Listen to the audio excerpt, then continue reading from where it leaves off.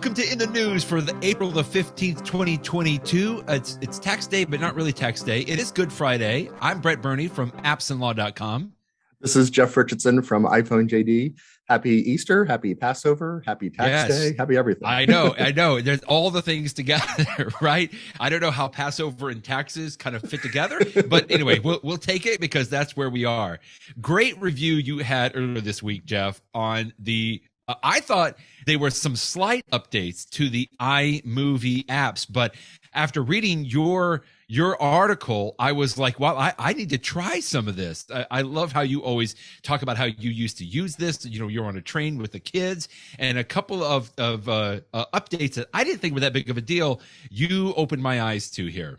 Yeah, and I mean, they really are new features. The iMovie app that's been around for a very long time on the iPad continues to be there. I mean, those functions are there, and I think they've gotten some very slight improvements. But I mean, if you just want to put some video clips in a timeline and move them around and crop some of them, and all that sort of stuff is still there. But they've really given you two brand new ways to make movies. And I mean, just to pause, what I like about it is that most people don't want to take the time to tinker around a whole bunch to make a movie, but they do want to share what they've taken pictures or videos of. I mean, that's the whole point. And, you know, I remember in the old days, my grandparents would go on a trip and they would have the slideshow with the Kodak carousel, you know, click, but we'd go through each one of them, and they were interesting. Sometimes got boring after a while. But so you want to present your pictures and videos if you're showing them off to friends and family members in a way that's interesting. And so so you could either take the time to really make a movie using Final Cut Pro on a Mac or something like that, or you could just use something simple like iMovie.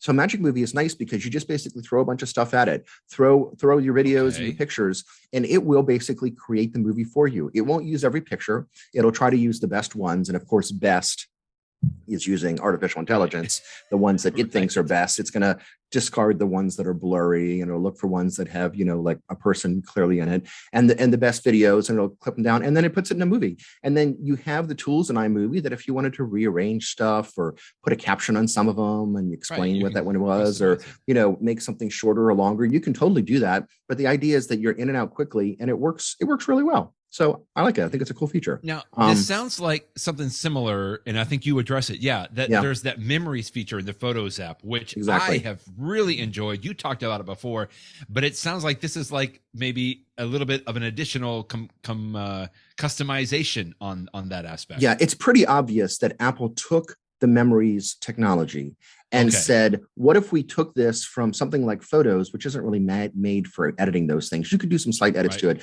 What if we put it within the iMovie framework so that you give it a little more control? And again, don't get me wrong, it's not the same level of control that you would get with a high-end movie software like Final Cut Pro, but you can do a lot more basic edits than you can do. I mean, just to have the most simple example, if you were in Photos, you can make a memory from an album of photos and videos. But if you wanted to add something in there that's not within that album, that's from an earlier album or something like that, you can't do it. I mean, it's just not made for that in Photos.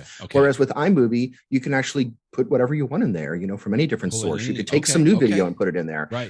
You could add a narration track. So, you know, just like you're talking and describing what it is, so that when you send the final movie to grandma, you know, she can listen to you talking as you're describing what the pictures and videos are showing. So, I mean, it's just a little bit more advanced. And the one, and I mentioned this in the post, the one missing feature that I would love to see is, I really love the idea that when you take a picture with an iPhone, it also takes a video at the same time. That's something called live photo. Some people refer to it as the Harry Potter effect, because your picture is moving. I love that, because I will often take pictures and I'll look at the pictures again in the future and think of them only as pictures. And then it's not until like a year or two later that memories will create a little memory out of those. And for some things, instead of showing the picture, it'll show the video. And I totally forgot. I didn't even realize I was taking a video at the time. And sometimes it's just as delightful to see like the people moving into frame and, you know, all this sort of stuff. And, and so it creates a whole new experience. So I would love it if iMovie could just, you know, on the left there, when you're seeing each of your little clips,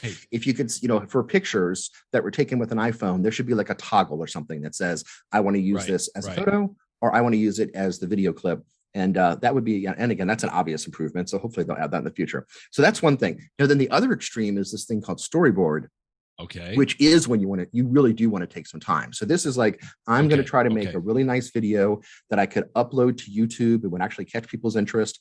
And you choose what type of event it is, whether it's a product review, or the top 5 ways to do something, or a travel video. And when you give the type of it, it will actually create a storyboard, just like somebody that went to film school would know about. And it says, you're going to want to start with a wide shot, then maybe go to a zoom in, and then maybe do a this. And of course, there's no one way to make movies. So these are just suggestions, and you don't have to follow them. But if you're going to a birthday party, say, and you look at the one for celebration and just think in your head, let's see, when I'm at the party, I'm going to want to get a wide shot. I'm going to want to get something close in. I'm going to want to get this. Just think about it, and you'll just take them when you're there. And then when you take the time to assemble them later, you'll end up with a final video that looks like some slick.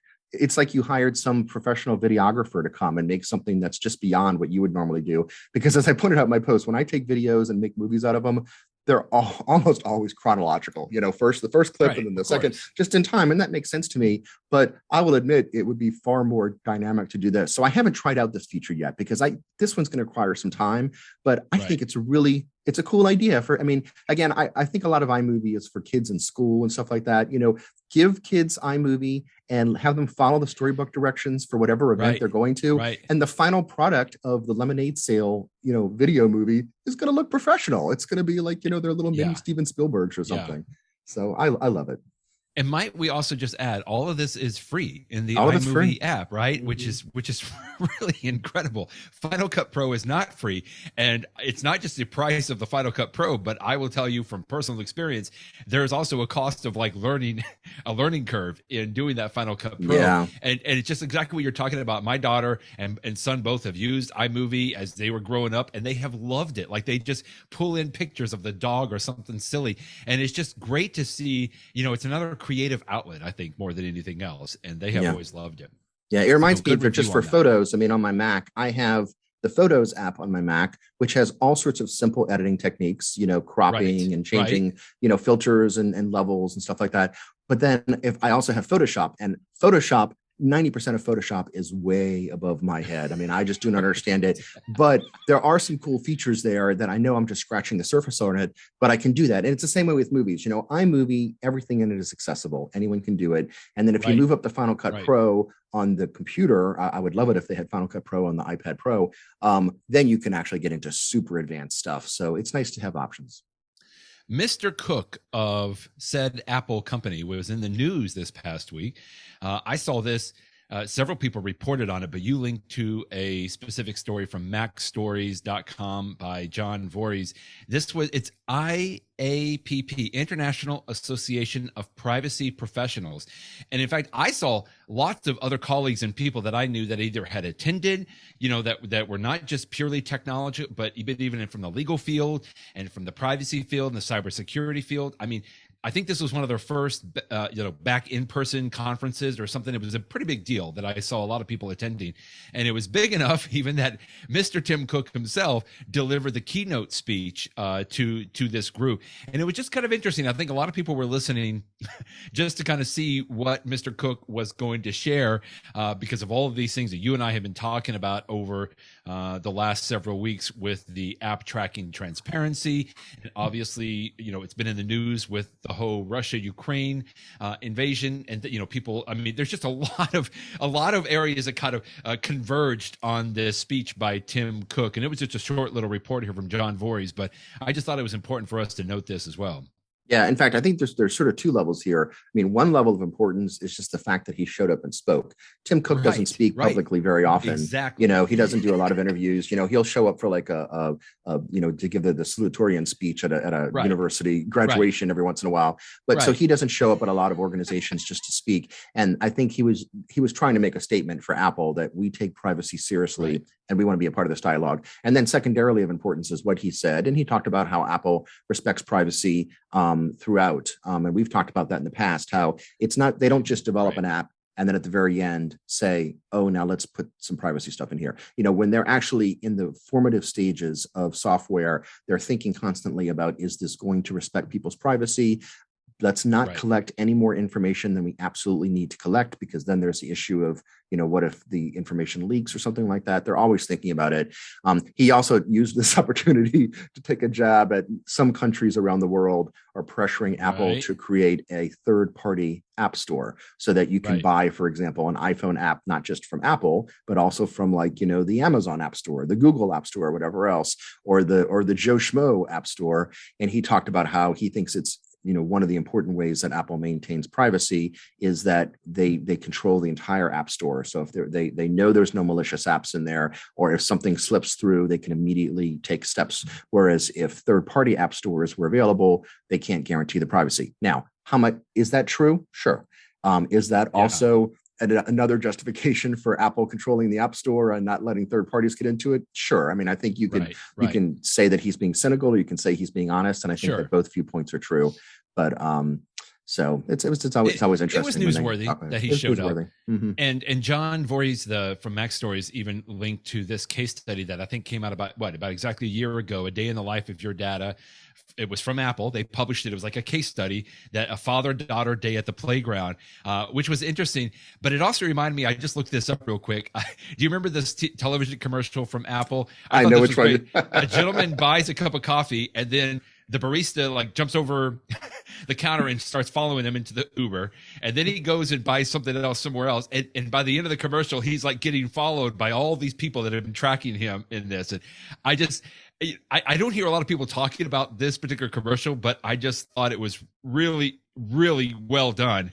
Yeah. Oh, it happens really all the time. Punches that point home. You'll be on one site and you're looking at some product, and then you'll go to a completely different website and you start seeing ads for it. You're like, oh, what a coincidence. Right. I didn't even know that I was interested in shaving cream when I'm over here on Instagram.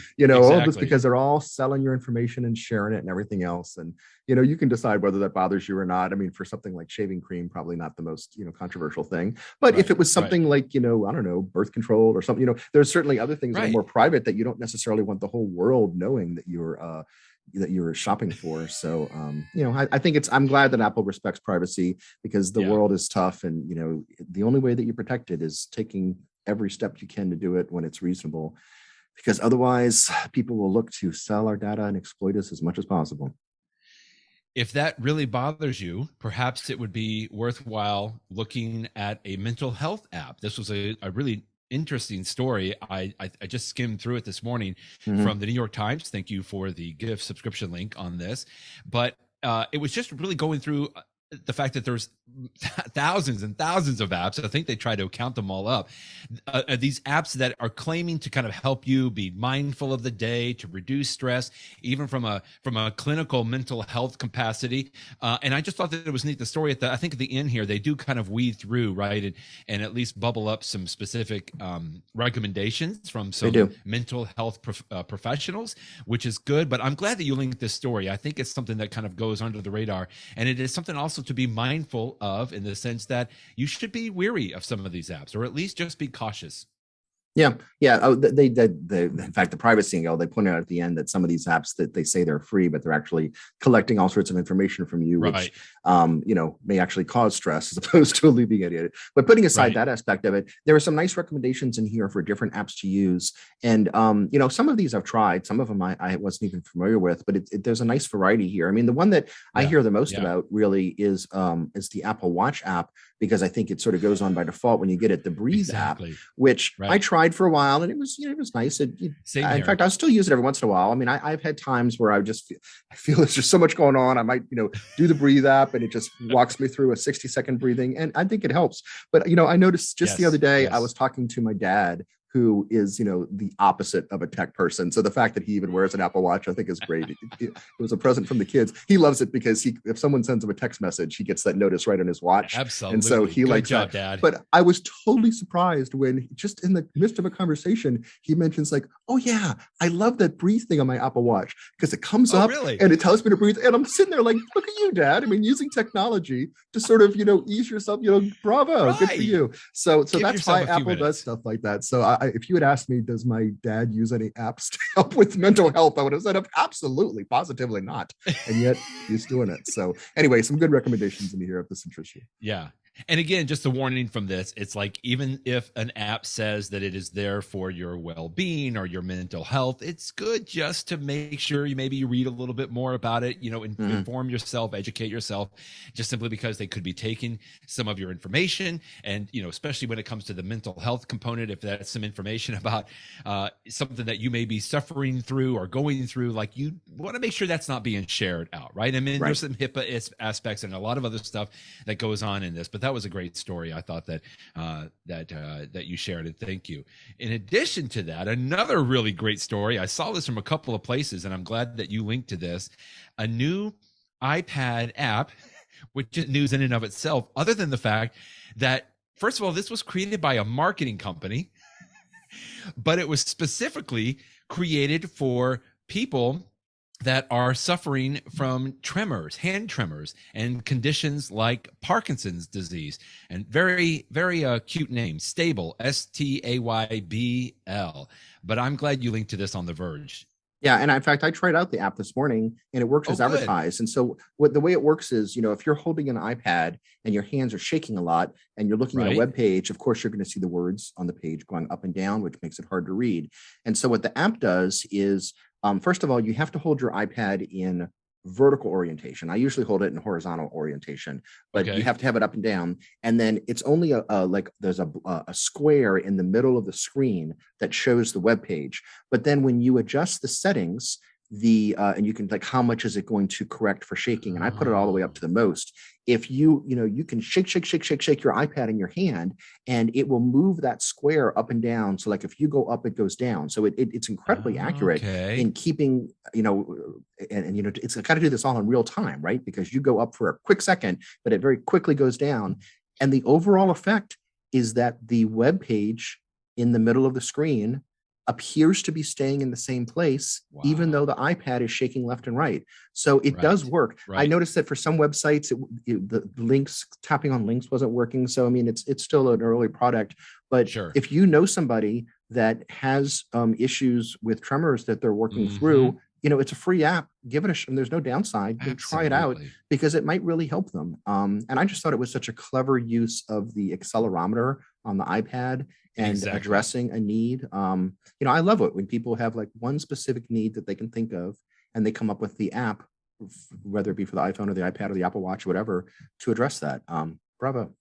Just makes me feel good to see things, just like what you're saying. It makes me feel good that people at least are, highlighting this. I mean, like I said, it was from a marketing company. I wouldn't expect that, other than the fact that maybe bravo, it was a fairly simple app that they developed, and boy, I want to give them all the exposure that they can get now, because I think this is just really fantastic. And I'll just share from a personal level quickly. I lost my father about a year ago, but he was suffering actually from some Parkinson's, and he didn't have an iPad, but he had an iPhone. And I'll just give another shout out quickly to the accessibility features on iOS that Apple continues to put in. He had an iPhone, and he was very good at using it, other than the fact that his hand would start shaking, and sometimes he would have problem, like, tapping on an app, which I realize doesn't sound like it's that big of a deal, but when you can't control your hand movements, to an nth degree, it's very difficult. And I even, honestly, sometimes I would get exasperated with him. I'm like, Dad, just tap that, like, tap right there. And of course, he wasn't able to do that. But if you go into the accessibility options, and there is something under touch, there is touch accommodations. There's actually 2 or 3 things that you can set on this. But what I loved about this is that I was able to go into his iPhone, and I was able to say, tweak, just barely, just a tiny little tweak on what they called hold duration here. So that, in other words, he could put his finger down on an app, and what, most folks would be able to do, just a quick tap. Everybody understands a quick tap, but it wouldn't work with my father. But if he just put his finger down and kept it there on the screen for literally like a 0.09 seconds or 0.1 seconds, then it would then register as a tap. I hope most of that makes sense. Interesting. It was just wonderful, Jeff, that it changed the way he was then able to interact, and it obviously gave him a little bit of a confidence in being able to use that.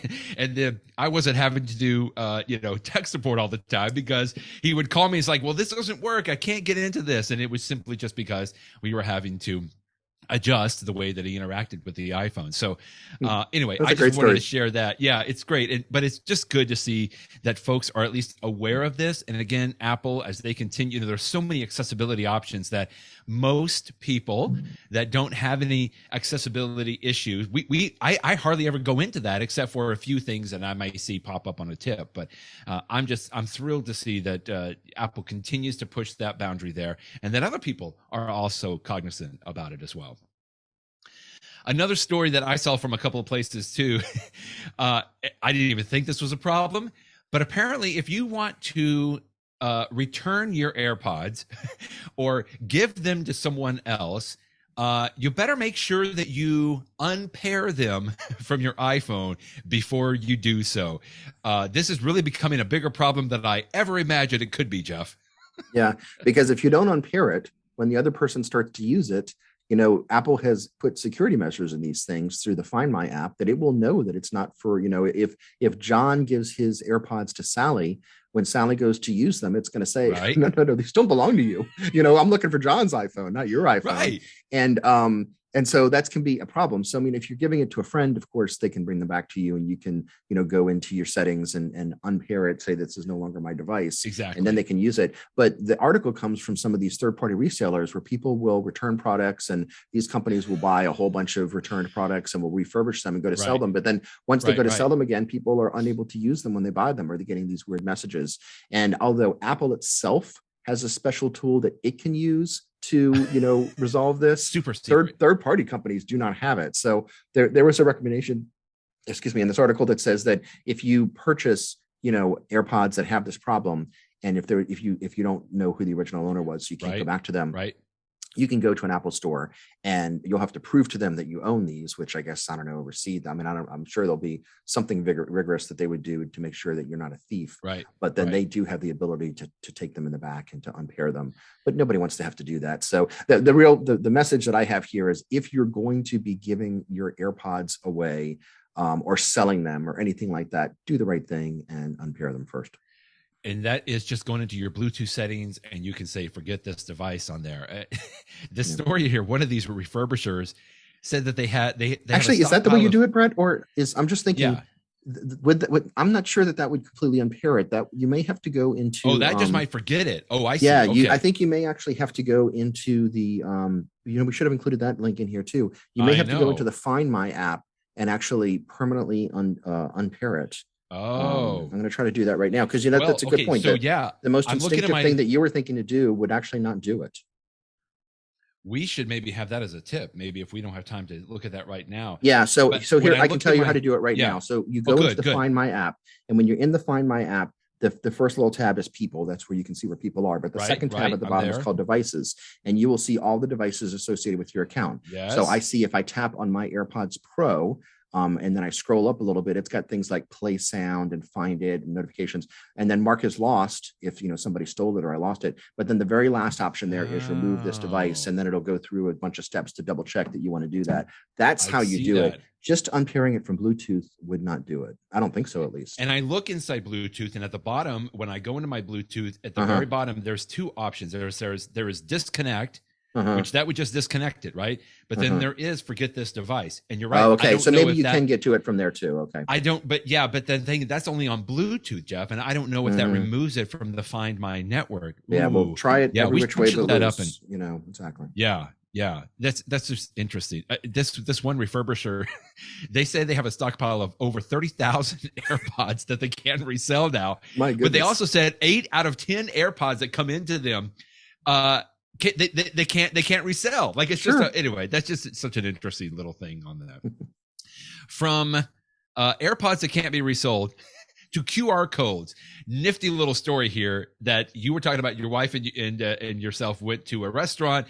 Today the menus, at least I've seen some restaurants come back to having paper menus, but many times you go to the table, there's just a QR code on the table. You're supposed to scan it and then read the menu. And I see these pop up all over the place, in different places where, like, I returned a watch band yesterday to Amazon. I didn't even, print out a mailing slip. I just took it back to a UPS store and I had a QR code on my phone phone that they just scan, right? I mean, these things are popping up everywhere. Hopefully more and more people are realizing it, but there's some good cautions on using QR codes as well. And that's the story you linked to. Yeah, I mean, they're certainly really fast. It's a fast way to transfer information, in sort of an analogish almost way.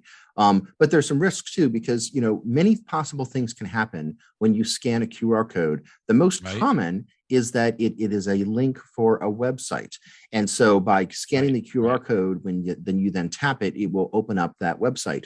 But just keep in mind that we're always warning people about phishing emails, right? The email that comes to you that pretends to be from your bank and says, click here to confirm some recent suspicious activity. But then when you click to it, it's not really from your bank. It's from some hacker, some phisher, and they're wanting you to click so that you can then, give them some confidential information and they can find out your mother's maiden name and who knows what else.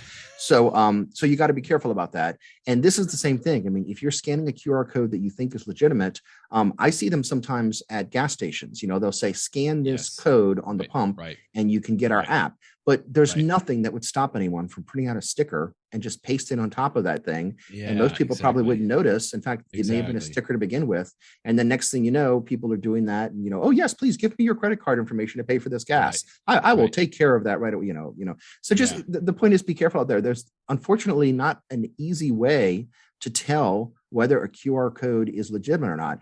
On your computer, you can hover your mouse over a link and it'll show up. And so if you expect it to be FedEx and it says FedEx.com, you can have some confidence. But if it says, the other FedEx.com or something that just looks something FedEx, crazy. Exactly. FedEx dash, sure, this is real dash, really trust us.com, then you'll know that that's not really what it is. But for QR codes, because it's just an image, you don't, it's just something to be careful about.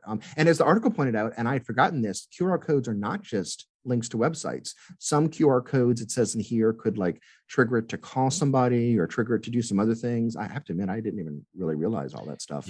So it's interesting. Yeah, this is it's an article from our favorite password manager, 1Password, but it was just good.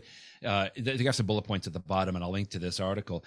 I will say the only thought that I had that would be closest to what you were describing, Jeff, is I just simply use the camera app on my iPhone to scan a QR code. Me too. You could use some other apps, but I just use. It used to be you had to use other apps, but now it's built in. Exactly. Now, when I scan a QR code on my camera app on my iPhone, a lot of times it will pop up with a little yellow pop-up, right? And it will show you the link that it's going to go to, or at least a little bit of it.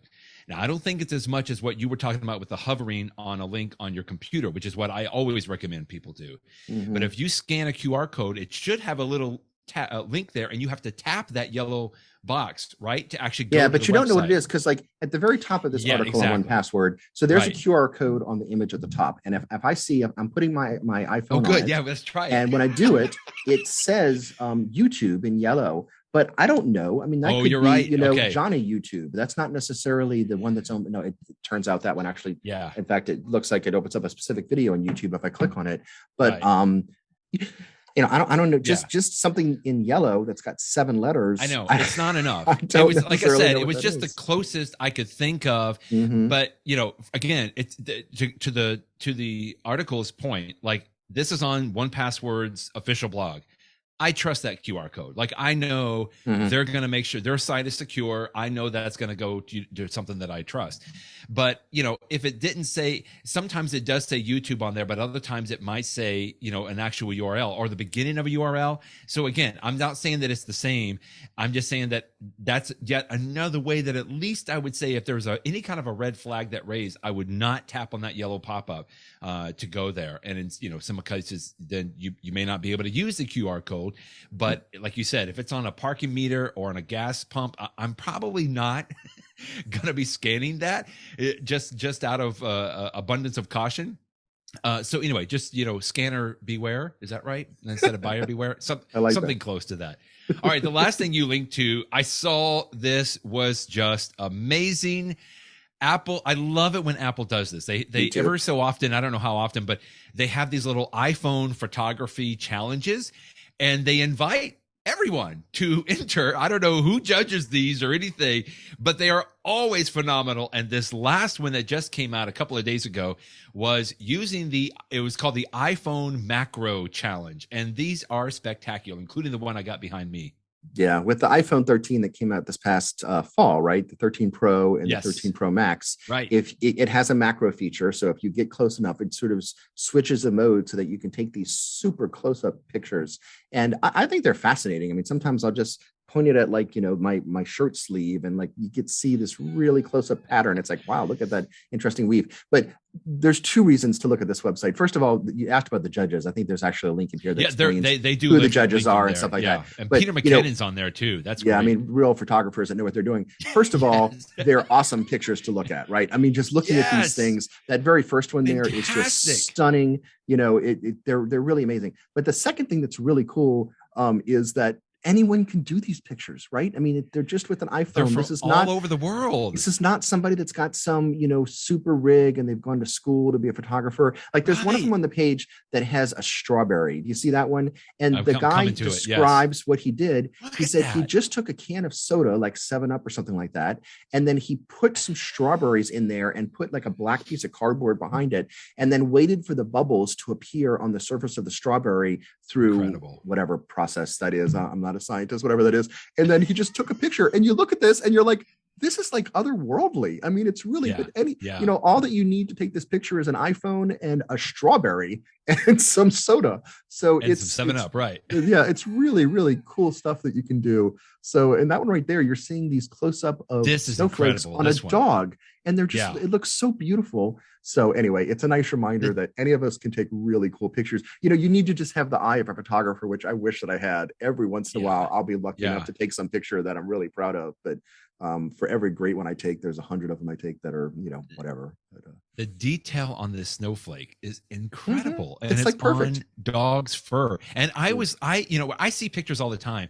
And for me personally, I would just like, wow, how did they do that? Like, how did they get it? And you've already pointed out Apple does a great job here. They explain from the photographer, like they have a quote of like how they took it. They said this image was taken along the edge of Riverside Park in Manhattan on our morning walk with our puppy. As she marveled at her first snow, I was able to capture the ephemeral lattice work of this tiny snowflake as it landed up in the threads of her many honey-colored curls.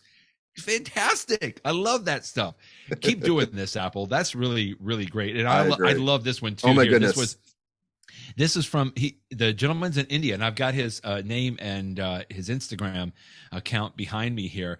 But what was this? This was a spider web with like morning dew on it. That's incredible. Like that's stunning. Insane. Love that stuff. All right, in the know.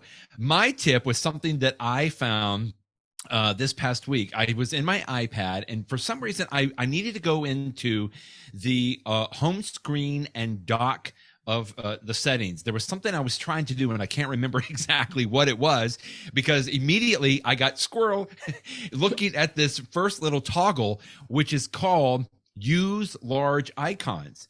And I had not remember seeing that before, Jeff. And I looked at it, and I'm like, well, I got to see what that does. So I toggled it on, and sure enough, I went back to my home screen, and all of my app icons just grew a little bit in size. Now, I like to think of this more from the inverse of like, it reduced the amount of space between my app icons and the folder icons on my home screen, but Apple thinks of it as use large icons. And you can flip back and forth to make sure that, you're comfortable with whatever it is. We've had ways to sort of customize just barely the appearance of the apps on your home screen. But I had not seen this, and it turns out it was in iOS 15, so it's been there for several months. And it really doesn't do much more other than make the icons a little bit bigger, although I like to say it reduces the space. Now, I don't have a 12.9-inch iPad, but I would be very interested to hear, Jeff, how much of a difference it makes for you. I actually switched back to the smaller ones, and I think it's just because that's what I'm used to. So I was like, whoa, that's too big. But I think if I left it, and I think I'm going to switch back and just try it for a couple of days and see if it's like, to me, it just kind of, it makes everything a little more snug on my home screen, which I don't know. It's, play with it yourself and see which one works best for you. Yeah. So while you've been talking, the reason my head's been turned is because I was trying it myself. So you go to settings and then you go to home screen and dock. And then at the very top, there's a toggle for use large icons. I just turned it on and I got to tell you, I think I might like it. I don't know. I need to think about it. It's much different. It doesn't change the number of apps you can fit on your iPad screen. It just reduces the space between the apps and makes them a little more obvious and prominent. I think I like it. I'm going to keep it on. I know, again, I don't have the larger iPad yet, hopefully very soon, but you've got more real estate there than my 11-inch, my 10.5-inch. And so on the 10.5-inch, I don't really see that much of a difference, but I would just, that's why I wanted to ask you, because I know you've got the larger iPad. I just wonder if that, it just kind of reduces the space and it doesn't look like they're as spaced out to me as much. And I don't know, I kind of like it. I'm gonna keep flipping back and forth and seeing which one that I like. And it doesn't change anything, doesn't move any apps. And so I encourage folks, just go into your settings, go to the home screen and dock, and flip it on and see which one that you like best. Leave it on maybe for a day or so and see if it works for you. Yeah, I mean, maybe it's because I've got the larger screen of the 12.9-inch iPad Pro, but there did seem to be a lot of extra space between apps. My main screen of my iPad for a while now, we've talked about this in a prior podcast, is all widgets. So I don't actually see on my first screen, the only app icons I see are at the bar at the very bottom. And that, by the way, is not changed by this setting. Exactly. But when I swipe over to my second screen, which are like the apps that I, use secondarily most often, like, I don't know, Facebook or something like the calculator. I actually think I sort of like it. I'm going to try it. Thank you for, I'm sure this has been around for a while. It slipped under my radar and I'm going to try it for a while, see what I think. I was wondering, because I didn't see it, but it was just with iOS 15. Apparently is when it, like I said, we've had some ways that we could barely change. I think in iOS 13 and 14, there were some very, very minimal changes that you could make to it. But this was something new in iOS 15, iPad OS 15. Which came out, just last fall, just in case people are not, exactly. So and I don't think, I'll just confirm, I'm pretty sure it's not on the iPhone. No, this is just for the iPad. So this just works for the iPad. So something to try if you have a little time to kill like I did. Cool. So speaking of app icons, the tip that I have is to performing quick actions. Now, there are many ways on your iPhone and iPad too, where if you hold down on something, if you tap on it, one thing happens. And if you hold down for a second or two, another thing happens. What I'm talking about, I would say, is specifically that function on app icons. I have known for a very long time that you can hold down and get something to change. In fact, in the old days on earlier models of the iPhone, there was actually like the haptic, like you would actually push and click and hold down, and Apple changed that now. So now it's just, holding down for a second or two. It's not a force touch anymore. But even though I've known about this function forever, I sort of forget that when you want to do something in an app, don't just tap the app to start the application. That's fine, but you might be able to do what you want to do even faster by holding down on the app icon itself. Brings up a menu, and then there are a bunch of things you can do. And some apps don't take advantage of this feature at all. Right. So when you hold it on the app icon, really the only options that you have is to edit your home screen or to delete the app.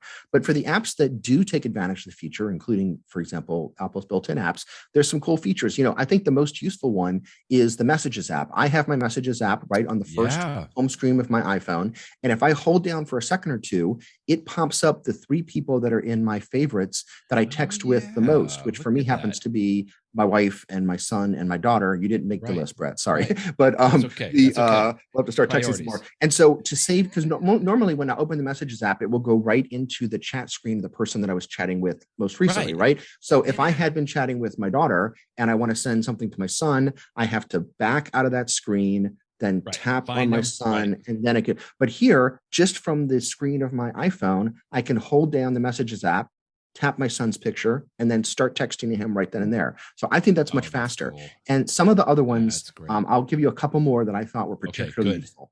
The Mail app, that if you hold down on it, it will include options to go to a specific mailbox, like one that you use the most. And for mine, at least, it also has, and this may change from person to person, but for me, the other choice that it gives me is the Attachments mailbox, which is one of those smart mailboxes that I forget about. Sometimes you'll go into your mail on your iPhone, specifically because you were looking to see an attachment that was on a message. And if you're going to do that, Why look through 100 messages when only 10 of them have an attachment? Exactly. Go straight to the attachments mailbox, and that way you'll only see those 10 messages that have attachments, and it'll make it even easier to find that specific one. So if that's why I'm going into mail in the first place, hold down on the mail icon, choose attachments, and then I can find more quickly what I'm looking for. Another one that I find useful is in the Photos app. If you hold down, there is a quick action to go directly to your favorites, to go directly to 1 year ago today, which is sort of funny. It's not necessarily today. It could be yesterday or something like that. But like, what did I take a picture of a year ago? That's sort of fun. And then for search, I often open the Photos app because I want to perform a search, and this just brings you directly there. On the Music app, one of the options is Play Most Recent, which is nice. Like if you were playing something before and then you just want to go back and play it again, you can do that quickly. In Notes, sometimes I'm opening up the Notes app to look at some notes that I've made before, but other times I'm getting into the Notes app because I want to jot down something, like someone's giving me a number or something like that. I just want to jot it down quickly. So if you hold down on Notes, one of the options is New Note, and then you can very quickly get in there and type a new note. In the Home app, which I use because it's HomeKit, controlling lights and stuff like that in my house. There are things called scenes, and if you use HomeKit, you know what that is. And you can very quickly get to the scenes. And so, for example, the first couple of scenes that I have in my HomeKit app is in my TV room.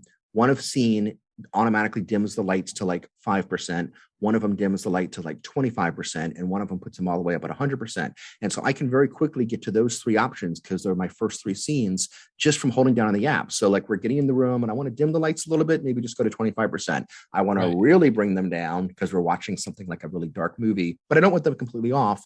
I'll bring them down to 5%. And then, of course, up to 100%. And then the last one that I thought was useful is if you hold down on Calendar, it has an option for a new event. So if the reason that you're going into your Calendar app is to put something new in your calendar, it's a quick little option. So, and again, those are just the ones that I have found useful, but try out any of your apps, and the ones that you see might be different from the ones that I see. And different apps have different options. But my main tip today is try it out and see what's there, because you may find that this gives you a much more efficient way to do things on your iPhone or iPad too, but I use it mostly on the iPhone. I am so glad that you brought this up, because the thing is, I think, Jeff, I remember when Apple had the Force Touch, and then they changed it, and so now it's a long tap. And by the way, on this support article, Apple does warn you that if you tap and hold for too long, then everything starts to jiggle on the screen, right? So good point. But you'll see it when that, I call it a secondary menu, pops up, and I just forget about it all the time, Jeff. Like it's something probably because I don't know if this is accurate, but I say we've been using the iPhone since the beginning, and so we've just have muscle memory of how to use it. And I sometimes hate that, because there are so many good things that we can find when we uncover on this, and these are great. That, like the messages thing, I'm so glad you brought that up, because I do that all the time. I think that's the most useful one. Yeah. Exactly. I want to just text my wife quickly, or I want to text. I got a group just with my two kids, and I want to do that, but I don't do that as often. So I have to open up the Messages app. I have to go back and I have to scroll down to the last time that I actually messaged them. And the fact that it can pop up right there, that's so great. That is really great on there. What a great tip. That's good. Wow, that was a lot today. Yeah. But it's always fun talking with you, Jeff. And thanks for your tip. We'll see you next week. Thanks, Brett. Bye-bye, everybody.